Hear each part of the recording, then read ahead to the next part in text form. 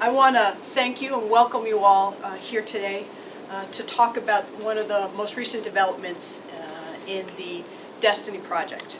Just to bring us up to speed on where we are, on February 3rd, my representative received a phone call from some lawyers from Destiny saying that they would be sending me a letter regarding their desire to seek tax benefits from the Onondaga County Industrial Development Authority. Later that day, I received a letter jointly addressed to me and the county executive, which outlined that Destiny would be moving and asking the Onondaga County Industrial Development Authority, also known as OSIDA, to incent their development of a 252-room hotel.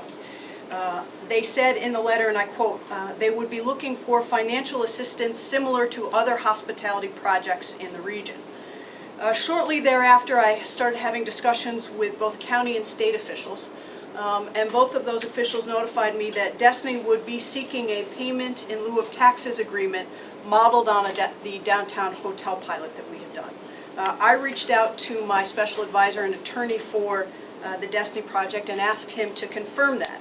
He reached out to Destiny and said they confirmed that they would be looking for at least an 18-year pilot, but perhaps even a 20-year pilot modeled on the downtown hotel project. I asked my staff, based on the information that we knew, to do analysis of what exactly that project would result in. And based on the information that we have and the details that we have seen, we believe that this will amount to at least approximately $20 million of tax benefit savings. Needless to say, $20 million will hire a lot of police officers and firefighters and code enforcement and help fix water mains and roads. But that isn't the end or the beginning of the analysis.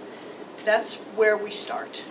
Part of being mayor in the city of Syracuse is to balance both economic opportunity with the granting of public benefits.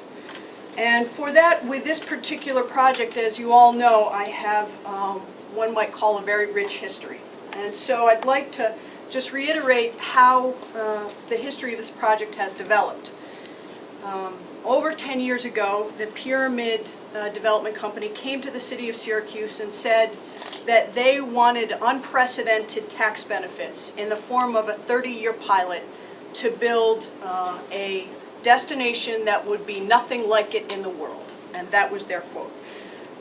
For 30 years, they promised, among other things, that they would develop 400 stores, a biosphere park under a dome, a 15,000-room concert hotel, a miniature Erie Canal, and 400 stores.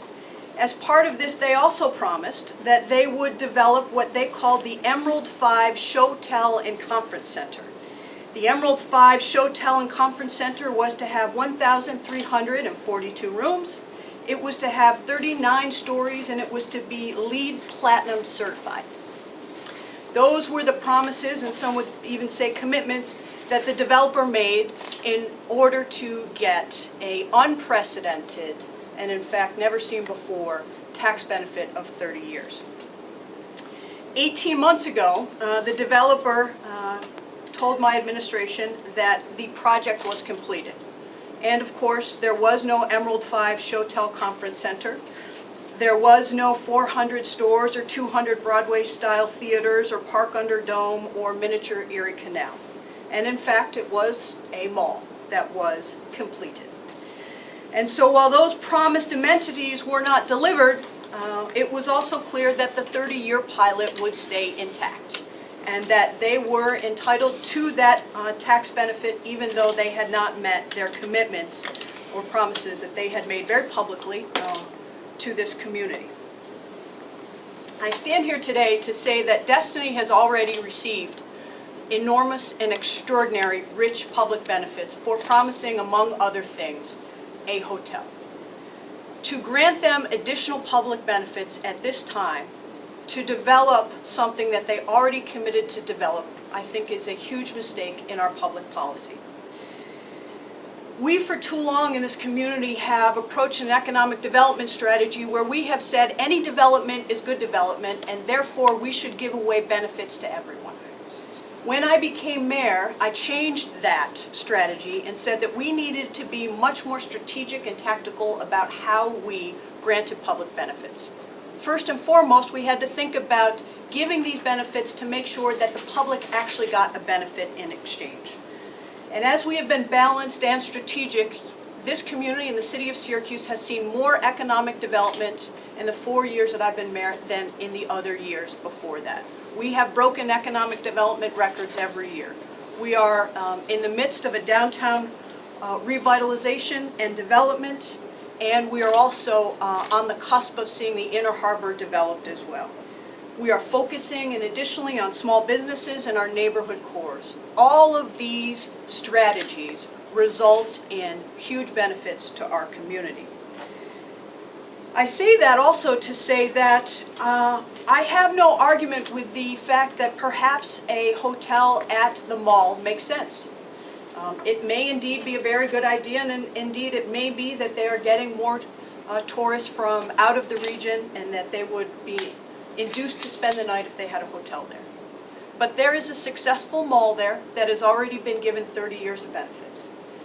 And to give a mall developer additional benefits to incent a hotel would be a disservice to this community. It would not result in additional benefits to the public. So with that, I would be happy to entertain questions. Mayor, Mr. Carey? The Destiny project itself, in addition to $60 million in payments that were approved to the city as part of a final agreement during the whiteboard, has also produced a large amount of additional sales tax for both yourself as well as the county to cover operating costs each year. Do you take into account the sales tax impact when you're looking at this project? That was supposed to be the benefit. Sure. Absolutely. And as you will recall, and as many will recall here, that part of the argument for supporting the 30-year tax break was that we were supposed to receive much more money in sales tax than we were giving up in property taxes. And that has not happened. So while we have received more sales tax, the sales tax that we have received has not dwarfed what we would have received in property taxes. And toward that end, I might add that this is an important point. The lion's share of property taxes goes to our school district. Our school district right now, which is at a very needy time, implementing the Common Core, looking at discipline strategies, they need those resources arguably as much as the city does.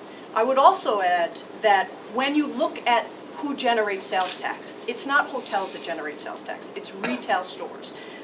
And so to say that a hotel would generate, this lion's share of sales tax is just not bolstered by the facts that we see from other areas. Why did the city agree then to the 18-year pilot for the downtown hotel and is holding out the hope at least of an undisclosed pilot agreement as far as the Inner Harbor goes? We did that because every study that we've seen, all of the experts and all of the community has agreed that downtown densification would have extraordinary impacts for not just the city of Syracuse and not just Onondaga County, but the entire central New York region. And we have already seen that happen. So whether you looked at strategies that Andres Duaney did way before I was mayor, or you continue to look at the Central New York Economic Regional Planning Council, all of that says that our key economic assets are in downtown. We need to have densification, and then we'll start to see, as we have started to see, much more economic activity that will inure to the benefit of everyone. And the same with the Inner Harbor. Studies after studies will tell you that if you want to transform cities or neighborhoods, if you have waterfront area that has not been developed, that should be the first thing that you should do. So whether it's strategies by the Lincoln Land Policy Institute out of Cambridge, Massachusetts, or whether it's other experts that look at how you should develop, again, that's what I mean by balancing and being strategic when you look at public benefits. If Destiny goes through OSIDA, how is the city going to be able to exert any influence if it's going to be a county decision? Well, I talked to the county executive, and I also talked with the chairman of the county legislature, and I assured them that as a city project that we would do what we always do in terms of permitting, and we would act professionally and make sure that they get their permits and move forward, because it would be a city project. But I think that this is a mistake to use public benefits to do that. So would you be able to utilize those aspects as leverage? No, we're not. I am not looking to use leverage. The county has researched this. They've looked into this, as have we, and they have the ability and power to do this. I'm saying that they should not, because I don't think in its appropriate way to utilize public benefits. Do you think Destiny has hoodwinked the city because they once promised a hotel under the city's agreement, abandoned that, and now they're going through the county? What I can tell you, Jim, is that I think the facts speak for themselves. And Destiny made commitments to this community specifically for a hotel where we saw lots of renderings and drawings, and that was not delivered. So do you think that they would build this hotel if they don't get some type of public assistance? Yes, I do. Go ahead and build it? Yes, I do. You know, the part of the Inner Harbor project is a hotel, just down the road. Is that going to hurt Inner Harbors? You know, I've talked to experts about this, and part of what we have to balance as a community is that for a long time we haven't had enough hotel rooms. And now we've seen a number of hotels go online or just about go online. So every time a hotel room goes online, that threatens other hotels. So whether that's the hotels at Carrier Circle, whether that's the soon-to-be renovated Hotel Syracuse or an Inner Harbor hotel, it's a problem if you have an overabundance of unoccupied rooms. Mayor, could you make an argument that it, like you said, it's not hotels that generate sales tax, but by having a hotel there, that brings more visitors in to spend more money there that generates more sales tax, kind of like similar to the argument you were making about the other pilots and the other hotels? Well, what's different and distinct is that you have to look at what the benefits are, and the benefit of that hotel will inure strictly to the developer. Now, there may be some sales tax benefits. In fact, I'm willing to say that there might be, no pun intended, minor sales tax benefits. But you also have to balance that against the condition of our roads, the condition of our water mains, the need for police officers, the need for firefighters. All of those services Destiny requires. They should, like all of the taxpayers in this community, pay for them as well. Well, under an OSIDA agreement, though, isn't the city entitled to a portion of the pilot? We would be entitled to a portion of the pilot if there is indeed a pilot. You have to remember, with the 30-year tax break, 30-year pilot that they received for the Destiny project, that no government receives money out of that, that money goes back towards paying the bonds. So Destiny is currently not paying any money, $0. And just to be clear, when you refer to the downtown hotel pilot, you refer to The the Marriott, Center? correct. Okay. And could you just also, you threw out the number at the beginning, Mayor, about $20 million tax benefit savings. Could you just be a little bit more precise as to what exactly that $20 million is? That's savings to them over what they would pay if they had a regular tax bill, or is that money that the city would in some way? It's money that would be received by the taxpayers. So the difference between the amount collected with a pilot and without a pilot over 18 years is $14.1 million.